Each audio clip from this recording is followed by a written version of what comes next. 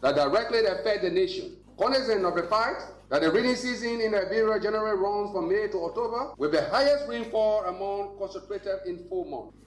What do we expect to happen during this time of the year? Approximately over 60,000 inhabitants of lowland, coastal and flood-prone community are expected to get affected by flash flood. In disaster management language, when we say flash flood, we mean that the rain that will come and the water will sit and within the sprinkle of the eye and go beneath the surface of the eye. We are hereby advise the public to put measures in place that will help alleviate the impact of flooding.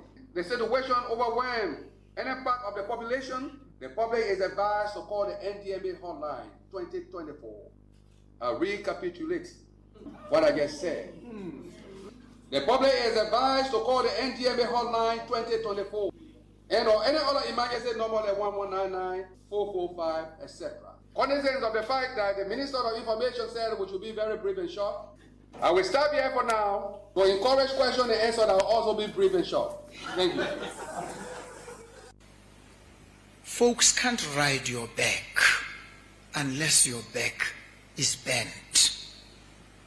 The poet says, is this your back that is bent? Martin Luther says, folks can't ride your back unless your back is bent. So we've got to straighten up our backs, because when folks straighten up their backs, you know they're going somewhere.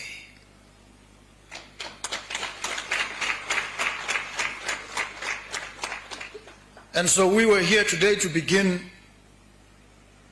to strengthen up the first few faltering steps in the direction of building a buoyant, a resilient, a united, a proud Africa.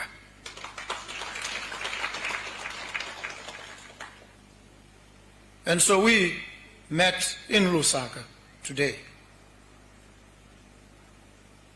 to reaffirm, to deepen, to broaden a relationship between Botswana and Zambia. A relationship that must translate into concrete deliverables that must transform the lives and livelihoods of the multitudes in our countries. A relationship that must serve as an exemplar for the rest of the continent. Call on the rest of Africa to straighten up our backs. And this relationship must endure. It must carry and sustain not just Botswana and Zambia. It must ripple far and wide and cover the rest of the African continent. And so at this point, ladies and gentlemen, let me humbly request you to straighten up your backs and rise to your feet.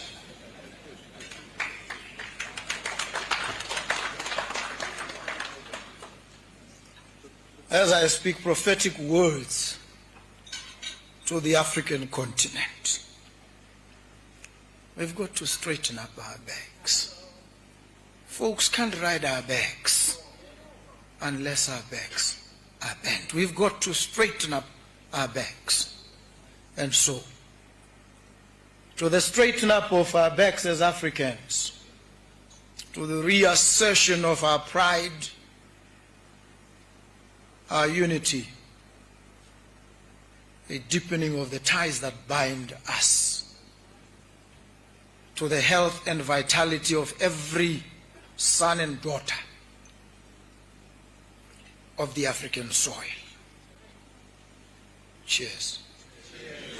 It is my view that in the absence of an international rules-based order, and we are seeing it being threatened day by day, in the absence of an international rules-based order, countries such as ours will find it difficult to survive.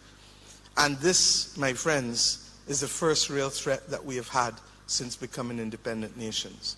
The notion that others may want to conquer again is not beyond their imagination and not beyond our reality. But equally, The price of sovereignty is no longer simply that which we have started to do in the first 2 or 3 generations since independence. The price of sovereignty now extends to our ability to control our information and to generate our content.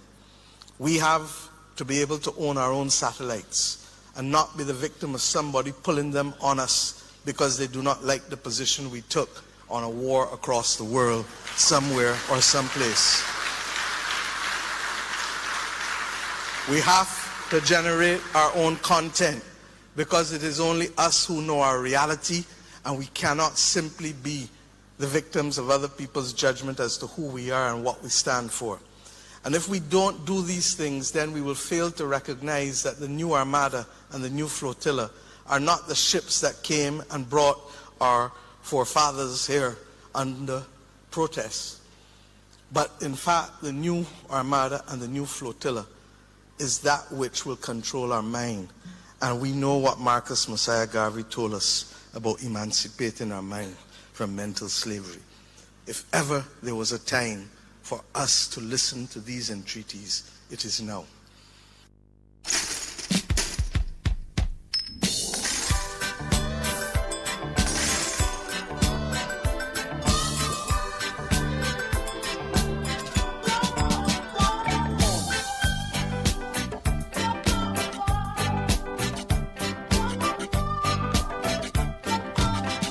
Welcome.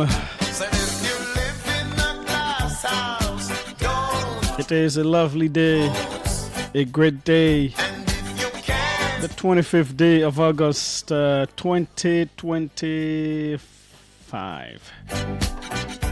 My name is Julius J. Welcome. This is the OK Conversation on OKFM 99.5. We will talk the issues that matter. Fact check is ahead as well at 5 p.m. CDC Senior Stalwart Executive Member, Chief of Staff to former President Ware, Len Eugene Nangbe will be in the studio. He will be our guest. Talking CDC and national matters.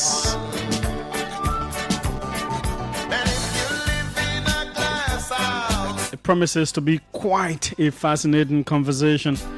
At 4 p.m., on a very short notice, we've been able to secure his appearance. Fubi Herons is back in the country.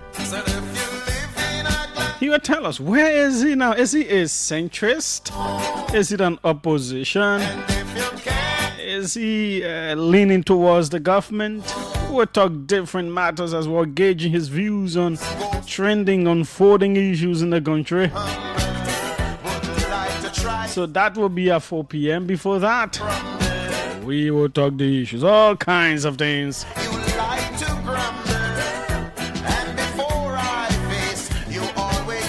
So share the video, invite others to join in. Yeah, I know you were not expecting to hear me today, but I'm here. Yeah, that's what it is. Only on the OK Conversation on OKFM 99.5.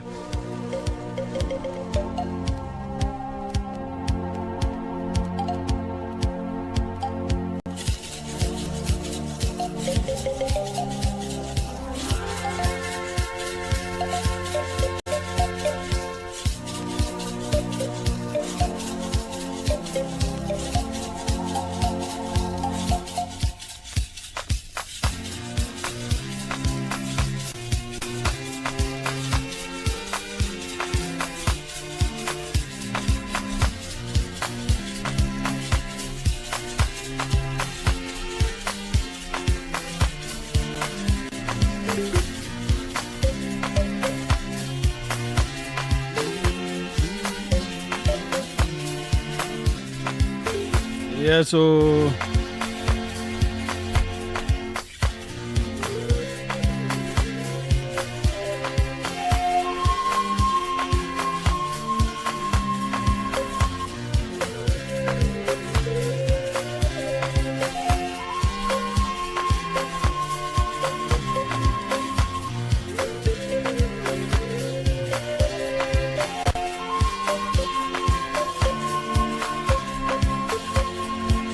3 young sisters have drowned in a rubber boat carrying migrants in the central Mediterranean after waves of up to 1.5 meters, that's 4.9 feet, repeatedly washed over the vessel, a German rescue charity has said.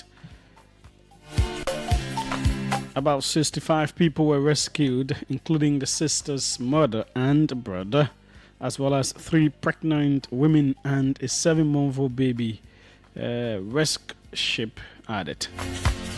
The dangerously overcrowded rubber boat had departed from Libya's Zuwara city and started taking on increasing amounts of water a few hours later, the charity said.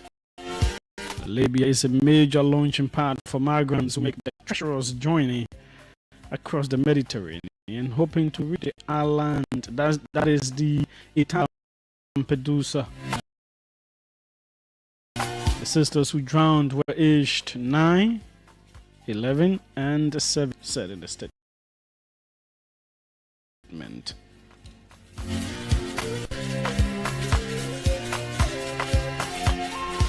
Nigeria's military has killed 35 jihadists in a series of airstrikes near its northeastern border with Cameroon, it said in a statement. The strikes were carried out in 4 areas to thwart an attempt by the jihadists to attack ground troops, the military added. Nigeria has been battling jihadist groups for more than a decade, as well as violent criminal gangs, sectarian conflict, and widespread kidnappings for ransom. On Saturday, a group of prominent Nigerians, including ex-government ministers, business persons, and civil society activists, issued a statement raising concern that parts of Nigeria were enduring wartime levels of slaughter while the country was officially at peace. Share the video, invite others to join in. It was a footballing weekend as well. I saw the likes of Chelsea romping to huge victories. Chelsea, Arsenal, Manchester United had to a 1-1 draw at Fulham, picked back. Barcelona getting a scrappy win. Real Madrid getting a win as well. And so on and so forth.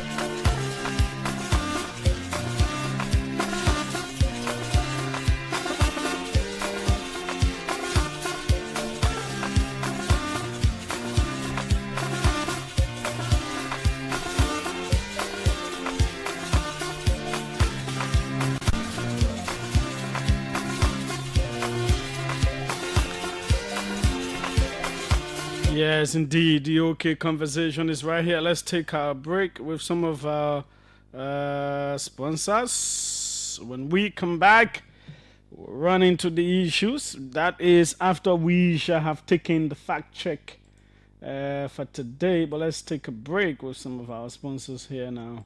This is the OK conversation on OKFM 99.5. Tax payment is a national duty. When we all contribute, we become entitled to development. We are the authors of our destiny. Tax payment is a commitment we make towards the future of the unborn generation. When we pay taxes, we hold our leaders accountable. Be a part of change. Be a part of transformation. Pay tax. We all enjoy.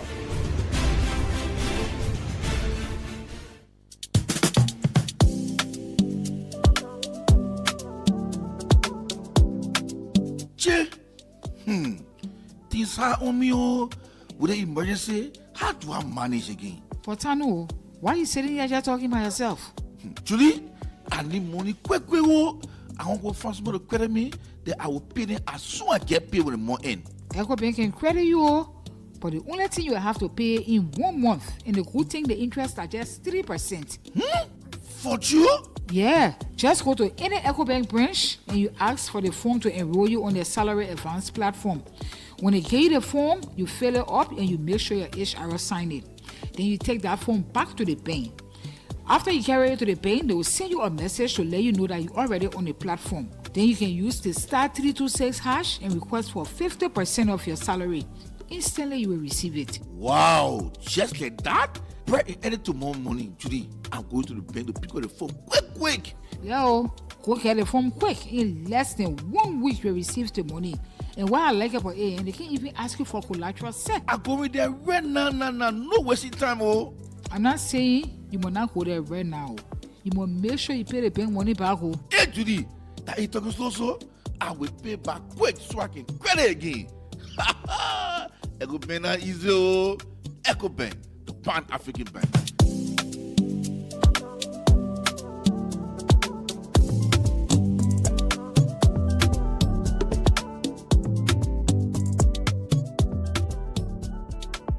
Good day and welcome to the Fact Check segment.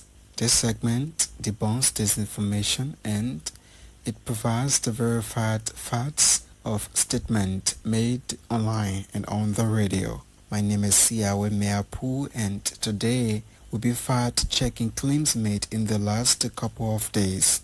The New Republic newspaper published an article on August 20 claiming a global shortage of men, citing a purported United Nations first quarter demographic report for 2025. The claim, what they shared on social media, is this that the world population is 7.8 billion, comprising 5.6 billion women and 2.2 billion men, and suggests that only 1 billion men are available for marriage after various exclusions. However, we verified the claim and found no record of such a report by the UN, whose population-related data is handled by the UN Population Division of the Department of Economic and Social Affairs and the UN Population Fund, neither of which published the quarterly demographic report. According to the UN World Population Prospect, the global population in 2025 is projected to be 8.23 billion, comprising 4.14 billion males and 4.09 billion females. This means there are more men than women worldwide. An Indian fact-checking platform, Factly, also debunked similar claims in 2021, confirming no such UN report exists. Based on these findings, we conclude that the claim made by the New Republic newspaper that there is a worldwide shortage of men based on a UN report is misleading. According to the UN World Population Prospect, there are 8.23 billion men in the world, including 4.09 billion females and 4.14 billion males. On August 21, Aaron Diba, coordinator at the Mental Health Unit of the Ministry of Health, he claimed in an AOBC interview that 20% or a little over 1 million Liberians are using drugs in Liberia. Diba made this claim during a discussion on the level of substance abuse and prevention efforts in the country. To verify this claim, we reviewed several reports on drug abuse prevalence in Liberia. The New Dawn newspaper reported in 2024 that 20% of Liberian youth are involved in drug use, citing a statement from the then Deputy Director for Operations of the Liberia Drug Enforcement Agency. Hassan Fadinga, according to the article, was quoting recent global statistics on drug abuse in Liberia. Similarly, the United Nations Population Fund, or UNFPA, estimated in 2022 that 2 in 10 youth in Liberia are users of narcotic substances. Based on these findings, we conclude that while 20% of Liberian youth are reported to be involved in substance abuse, the claim by Aaron Diba that 20% of the entire Liberian population is engaged in drug use is incorrect. The statistics he referenced represent the number of young people who are on drugs in Liberia and not the entire country. This is all we have time for on the Fact Check segment. This segment is part of an MOU between Local Voices Liberia, OKFM, Prime FM, and Kel Radio to counter disinformation to help the public make informed decisions. This MOU is funded by the Liberia Media Empowerment Project implemented by Internews with funding from the European Union. The funder or partner had absolutely no say in the editorial decision leading to the production of this Fact Check segment. We will be back with more Fact Check reports to help you know the real facts. But if you want us to fact check a claim for you, please send us a text to WhatsApp on 0777 556296 and we will check for you. Also, follow us on Facebook at Local Voices Liberia, on Twitter at LVL Factcheck, and go to our website at www.localvoicesliberia.com.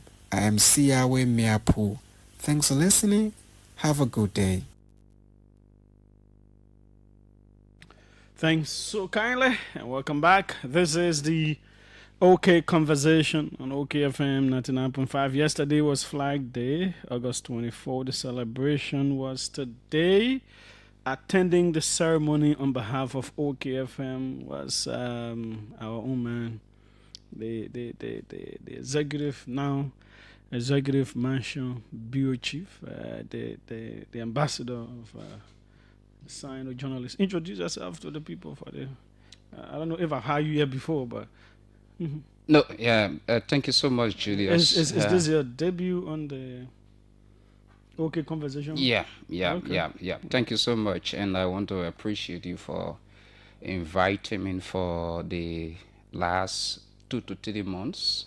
I've been at the executive mansion. This is my very first time coming on the show. Call your name to the people. So my name is Morris Oleti. I hail from Sino. What does Oleti mean? It got two interpretations. One is that your time, or you can say when they say Oleti, out of a waste, something waste. So which one waste. Do you prefer? That my time. Okay. Yeah. That my time. You don't want to wear something is wasting. Yeah. Okay, now you attended the Flag Day program today. Tell us first of all, how was it like? Well, it was not bad from our end, most especially for we the journalists. First, we started from the Barclay Training Center this morning, Barclay Training Barrack, right on Lynn Street, leaning UN draft. Around there, we were there, and we saw the Justice Minister, who then represented the President. Was there, and I saw some students were also parading like the way they do it normally and all of that. Some security forces were there as well, and later on we went at the Centennial Pavilion where the official or the indoor program was held today. Yeah. Okay, there were reports that high-level government officials, including the president, vice president, speaker, others, did not attend the ceremonies. Is it true? Yeah, quite true. From what I observed, I did not see the president. I did not see the vice president, the speaker, the pro tem, and some other top government officials. They were not at the program. Though the program sheet that is in my possession, the president should have made a remark there, but he was processed by the Justice Minister, who then read a statement that was written in the program sheet. He just read the statement on behalf of the president, and we all got back on base. Yeah. Oh, okay. And up to present, we don't know why. It is not too often that entire hierarchy will be absent from a national program. Of course. And then, Julius, as we were passing around the town, like from the Lane Street Bell to go to the Asthma Street, where we got the Centennial Pavilion, I heard some people were saying that, why is it the president and other top government officials, including the newly commissioned Chief Justice. Yeah, he was down there as well. And yes. So some people were saying, as we were walking, going to the hall, some people were saying, but why say that the president? Because the security system at the pavilion was not that tight as it used to be in the past. They were not tight. People were just going in. They only usher in some dignitaries. I saw the Chinese ambassador. He was present there, and other international guests. Okay. Yeah. What were some of the highlights of the orator's speech? Well, one of the things that I captured from there, in his speech, he was recommending to the government, particularly to the president, that the president need to reconsider his decision, because he had the government of Liberia at the moment. So he said that the president or the government should reconsider the decision, as maybe there were, Julius, a few months back. There was this suspension of all Puro and Sani society activities in the country. So Councillor Jada Babu then stressed that the government should see a reason that they should lift that suspension, and then go about teaching those who are admitted in those societies, to make sure that they teach them about the history of Liberia, they teach them about the flag and what all of the colors of the flag stand for and all of that. So did he give any reason for the lifting of that he wants the ban to be lifted? Because there are, what about issues of female genital mutilation? The government has reason for banning Puro and Sunday societies and all of that. Well, so far what I captured from there, he was saying that look, lifting the ban or lifting the suspension and introducing Liberian history into these societies, it will help, and for children who are admitted to the society to also get information about the founding of Liberia, what the flag is all about, who all made the flag and all of that. That was the only thing that I heard from Councillor Babu, and saying as per his recommendation given. Okay, any other highlight?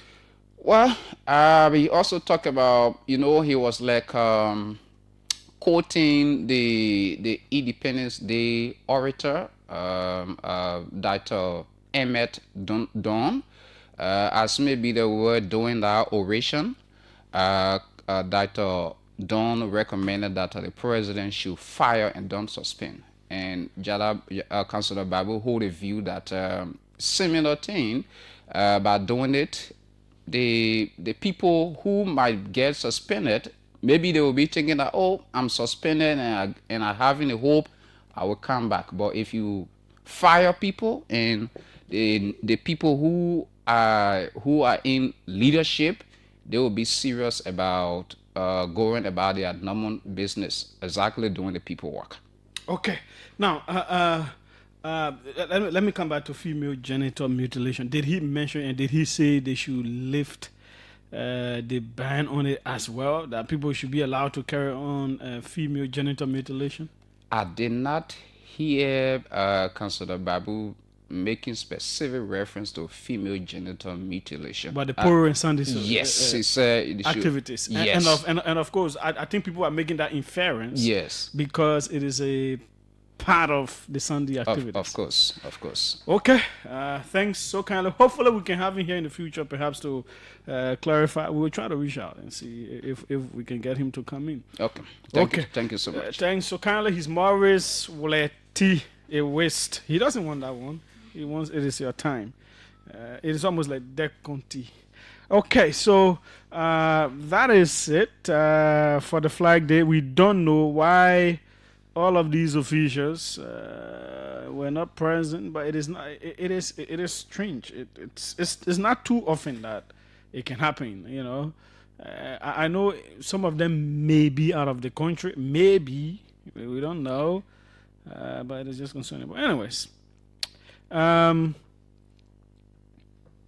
let's talk about a whole lot of other issues. So we also know.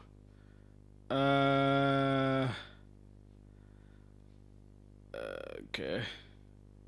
Let's take this one from my man Julius Malema. He spoke recently in Nigeria. Let's listen to him.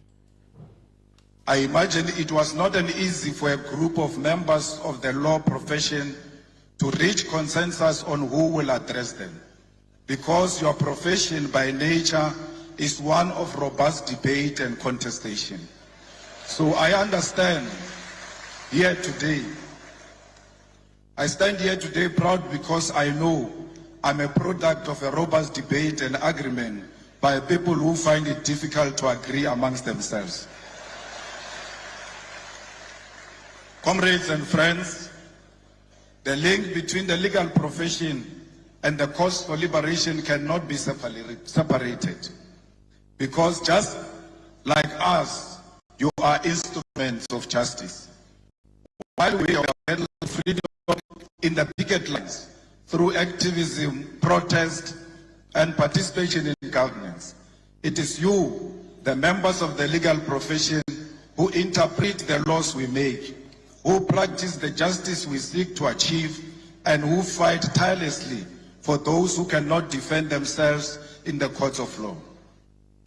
It is a profession characterized by sacrifice, intellect, and a commitment to interpretation of the past in order to achieve justice, fairness, and victory in the present and future. For the activists, we have a history and dialectical materialism to guide us into leading society towards a better tomorrow. And for the legal profession, you have indigenous law, common law, case law, the constitution and statute, an objective reality to achieve not only personal victory, but to establish collectively laws that will govern others for decades to come. Our duty, however, and primary responsibility is not to maintain laws simply because they exist as they are today. Our duty is not to be instruments of injustice and neo-colonialism. It is to be agents of change, and this demands of us to be brave enough to identify unjust laws, speak out, and form part of those that work tirelessly for our judiciary to be of service to our people.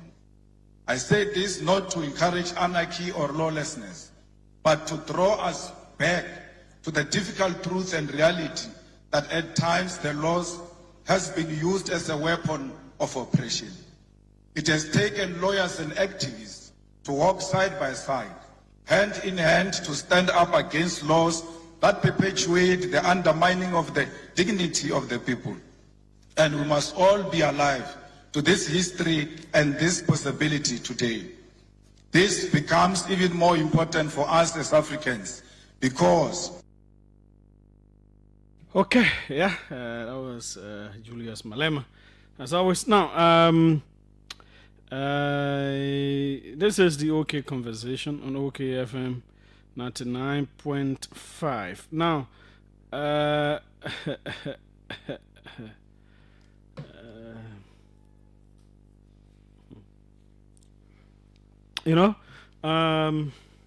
do I start from? So, from Bassa, at the weekend, a motorcyclist was reportedly killed by criminals, and as a result of that, on Sunday morning, motorcyclists, parents, and different people were protesting. They were demanding justice. It was like at around 9:10 when the incident happened, when the alleged criminals killed the guy, and under my post, a whole lot of people were saying those are things that are happening in their communities. I know people from Nizo area have complained about that, about the nighttime being quite unsafe for motorcyclists, even keke riders. People are targeting them, criminals. I know people have talked about Cardwell, people talked about Chocolate City and other junctions and all of that. So there is this heightened concern. Then on Sunday morning, the body of a young man was discovered in a pool of blood mysteriously, quite as a matter of fact, in Kakata. I think I was seeing something on social media about another body discovered somewhere in Monrovia this morning. Also, it's not okay. Things are happening that should not be happening, and these things demand more attention from security people. More attention. It is becoming concerning. Evening hours, night hours are becoming more terrible. Something has to be done. People cannot be living in fear like this. But we have all the police officers doing traffic work. More has to go into the actual security of the people.